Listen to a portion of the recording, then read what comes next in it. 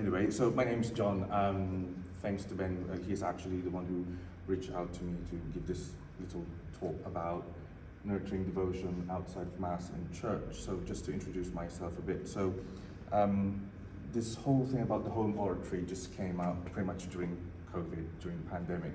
So I've got this thing about creating my own prayer space ever since, well, before I came here. But I think it just went a bit over the top, as you will see later. But my mom has always been saying, I don't want a really churchy one, a churchy prayer space at our home. So I'm from the Philippines. I grew up in a Catholic family. But I was always saying, I really want a churchy, kind of prayer altar. So I started sharing this pretty much like a little blog thing online during the pandemic, and it's weird because people just started reaching out to me, especially people from Italy, Malta, and they were saying, we love what you're actually doing.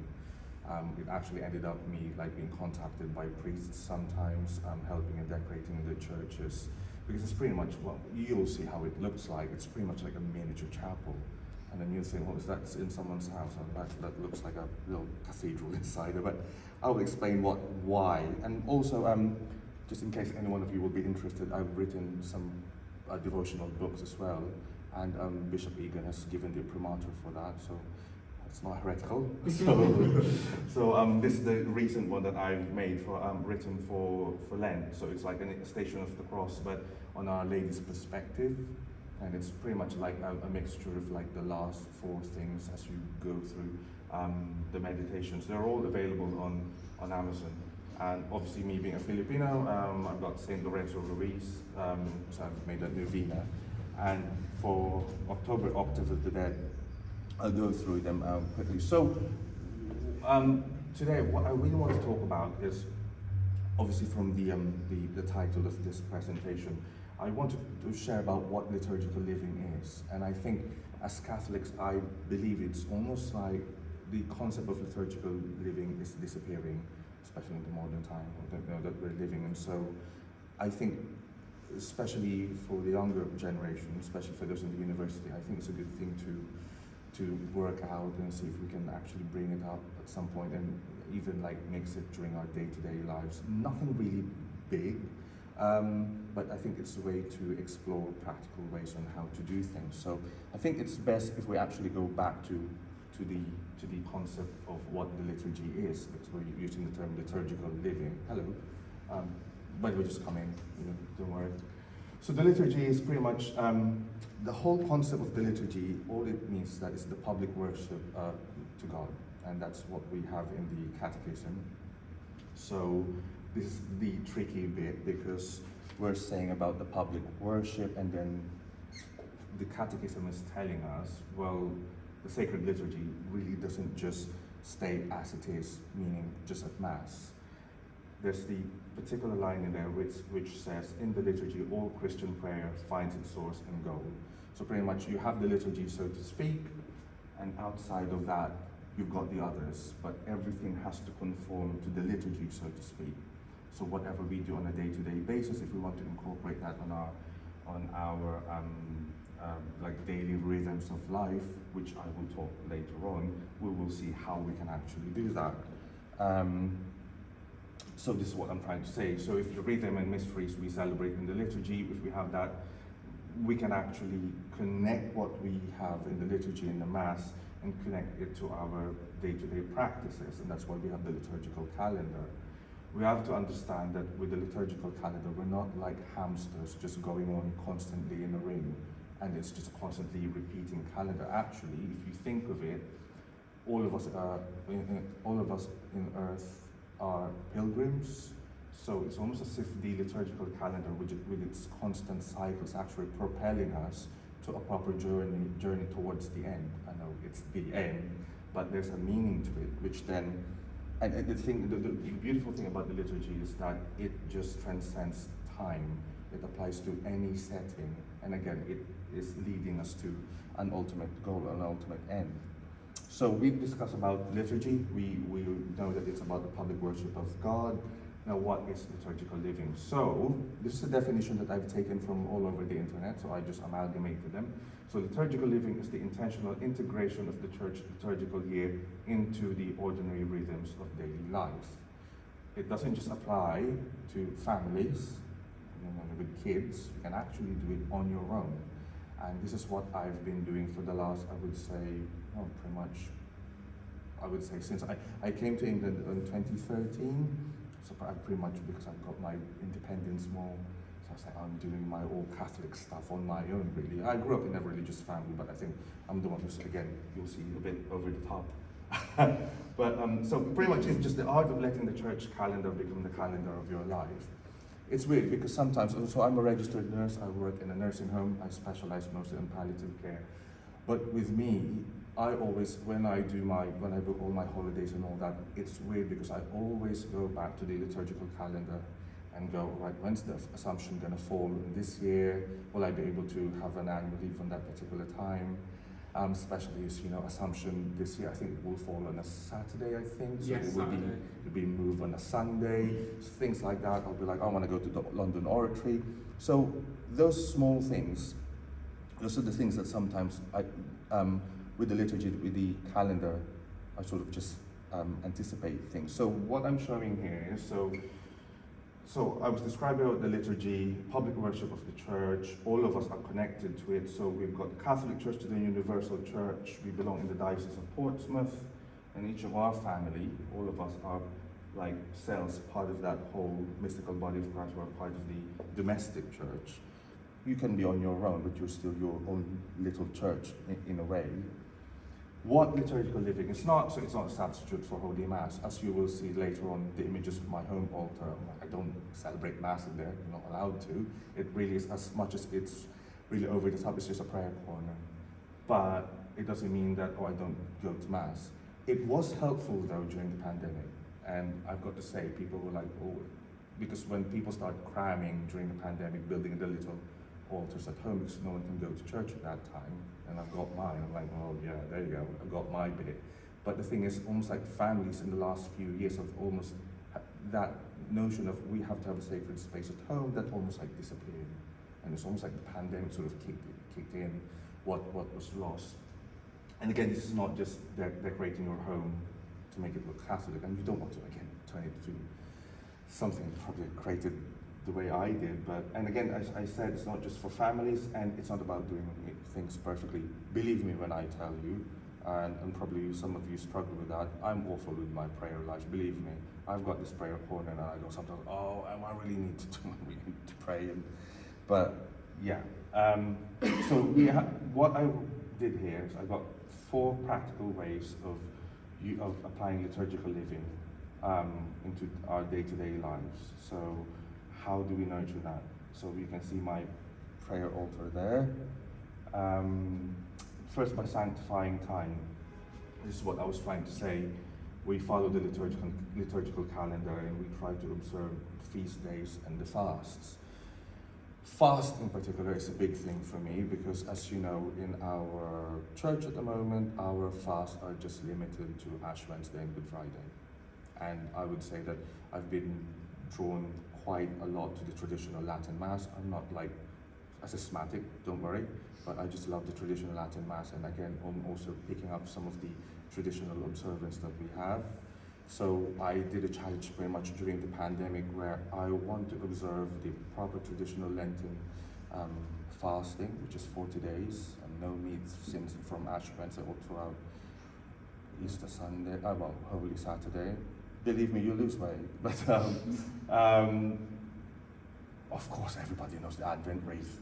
So just so you know that the Advent wreath, and we see it at church, a little trivia for the nerds, because I am one, it really isn't part of the cultus of, it's really not part of the rituals of the Mass. It was literally just incorporated, because it's actually a domestic thing. That's why when you go to churches in Rome, you actually don't see a lot of Advent wreaths, especially the traditional ones. This is the one I was mentioning about Lent.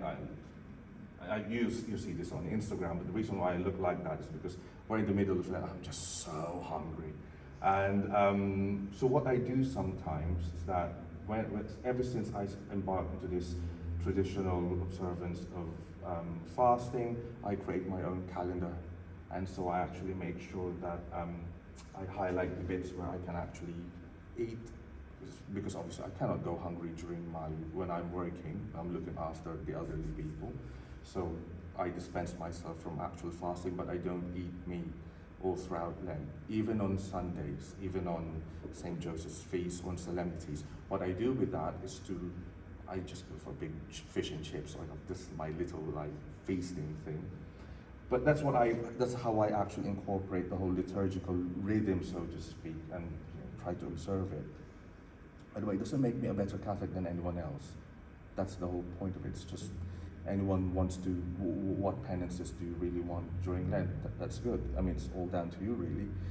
Sanctifying space, I've mentioned about my home altar. And again, you really don't need to do what I did. If you can, then why not? But do you have a particular space at home where this is just my safe space? Safe space, no. I mean, a little space where I know I can actually say my prayers, not just to rush it really, but I know this is my dedicated space at home where I can actually pray. I'm actually writing a book at the moment, so pretty much this talk is a 25-minute spoiler of that book. so what's the home oratory? I call it the home oratory. Oratory is from the Latin orare, which means to pray. I always consider St. Philip Neri as one of my second patron, next to Our Lady. Our Lady is my personal patroness. St. Philip Neri is my second, and this is why I established this home altar. So it's a special place in your home set aside for prayer and for holy objects. Yeah, I know it's over the top, but hey. And this is the thing, it's a visible reminder of God's presence at home. And again, sometimes I look at it and I know, it's almost like it pulls me back when I know my discipline in prayer is actually not working. It's almost as if that statue of Our Lady, she's got a scepter and it's actually racing. Sometimes I think, she's going to be smacking me at some point. When was the last time you actually knelt into this home oratory you made? So this is my godson. So the reason why I included this picture is because his name is Luke. So that's a statue of Saint Luke actually. And so they usually visit me, my friends who are parent of my godson, they usually visit me. And so when I was still in the process of building my home oratory, he would usually visit me and I show it to him. So I think for families, it's also a good thing. You actually incorporate the faith at a young age. And you don't know what will happen. They could fall out of the faith or actually reignite at some point. Third one, sanctifying habits, prayer, fast, feasts, and small domestic practices, which I will mention later. I've mentioned about the fasts, the feasts. This is a very special thing that I found on the internet, but all it's saying is pretty much prayer is a warfare to the last breath. And this is what I'm trying to, perhaps if there's anything you can bring at the end of this, just prayer is hard. It's almost like it's just going to the gym. If any one of you goes to the gym, sometimes you go to the gym and you try to be really good, you try to be consistent, but sometimes you got the cake in there and all that, you just stop. But you always remember that the demons love it when we don't pray. So, and I think this is the reason why I've come up with all those little prayer books, which is special for my devotion, because I'm not being critical, but sometimes some of the prayer books that we have these days, they almost lack depth, and they really don't touch to the very Catholic bits of our faith. So that's just me. One thing I can actually share to you, and I actually learned this from our parish secretary, is that she has a habit of setting the alarm at 12 o'clock so that she will say the Angelus at that time. So even at work, when I'm in the care room, some of my residents go, what's that ringing on your pocket? So I literally just run to the treatment room and say the angels, and that's that. So it's building small habits. And again, that's reflective of what we do at Mass sometimes. So the fourth one is sanctifying the community. I think this is something that you guys can actually sort of pick up, especially you're in Catholic society, you're in the university, and you don't need to do something that's really big. And I've seen on your Instagram, you've recently done the Corpus Christi procession, which is really good. I mean, not many universities actually do that. In Southampton, this is the second year that they've actually done it, and you can actually see when you've got Catholics actually taking that initiative. It is really good, and it draws a lot of people, and actually you become an example to people, especially those who probably haven't heard the Catholic faith really. Just to share you some things, so Candlemas, Feast of the Purification, or I mean Presentation of our Lord, 2nd of February. These are the things that sometimes I do. I paint some of the candles because that's the blessing of the candles on that feast. And I don't know if you guys do it here or how often you have Mass here in the university. Do you have your particular Father Chaplain? Monthly-ish. So you actually do it monthly. So okay, so it's just the things that I do. So my home altar pretty much looks like that on a normal day, but during Passiontide, I actually practice also the whole veiling thing, so it looks like that. So everything's just hidden, and I've got the violet altar frontal, and so even that, I'm trying to make sure. There's a story on why I actually I would say, obsessed with the whole observing of the liturgical rhythm, because I remember in the Philippines during All Saints' Day, I've got all those collections of statues, and I started to bring them out and just put them on the table. So it's All Saints' Day today, so ever since then, I just love following the liturgy. Initially, I'm a volunteer in our parish church, so I've initiated this thing about St. Joseph. So during Lent, there's this almost forgotten custom about the blessing of bread during St. Joseph's Day. So, and actually families have started bringing, so they brought all the bread in the parish, they were all blessed, and they were brought back home. So the reason why there's a blessing of bread for St. Joseph is because, so if you know the story of Joseph in Genesis in the Old Testament, when he became governor of Egypt and he was given in charge of the granaries of Egypt. So St. Joseph was pretty much like the prefigurement of the new Joseph in the New Testament, because he's the guardian of the bread of life, who is Jesus. So that's pretty much like the connection of that during, as we enter in the desert of Lent, blessing of herbs and fruits during Assumption. How many people actually have heard of that?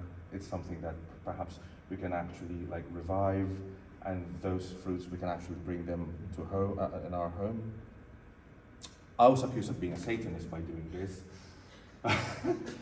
So really, I've seen the comments at one point. So, oh, this is Satanist, and like no.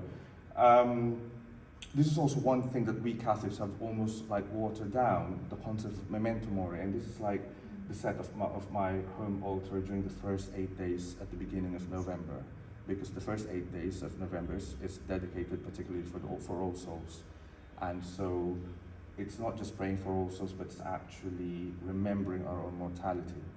That's not a real skull, by the way, it's just a resin skull. I got it from Etsy. And I painted the whole thing, but the reason why I set it all up is because I was really inspired by those churches I've seen in Italy, where they actually bring this like sort of somber atmosphere in their churches to actually like help you facilitate with the whole idea of mortality, the last four things: death, judgment, and hell, and heaven. And obviously, just to cheer up the mood, you got Christmas, so I set it all up like that. That baby Jesus, the reason why it looks like a burrito in a crib is because, again, I've taken inspiration of the bambinos that I've seen in Italy. And there's actually a deep theological meaning on that, because it shows you that Jesus, on his first coming, is all wrapped up, and it was on the gospel, he was wrapped in swaddling cloth. So it's almost like he is, on his first coming, he's being restricted to judge us. He's not striking us. He's allowing us to come in to, ask for forgiveness. But then again, on his second coming, he's no longer controlled with his bandages. He's have his all power and to, dispense justice, reward the good, punish the evil. So that's like the theological meaning of these, like burrito bambinos, I'll call them. So pretty much the conclusion is our faith is really not just confined into a church we can actually bring it out there. And when we start doing these little things, we don't need to start grand, then we can actually become like a proper example to believers and to non-believers, I think. That's pretty much that. I've hit my 20-minute mark, so there you go. Thank you.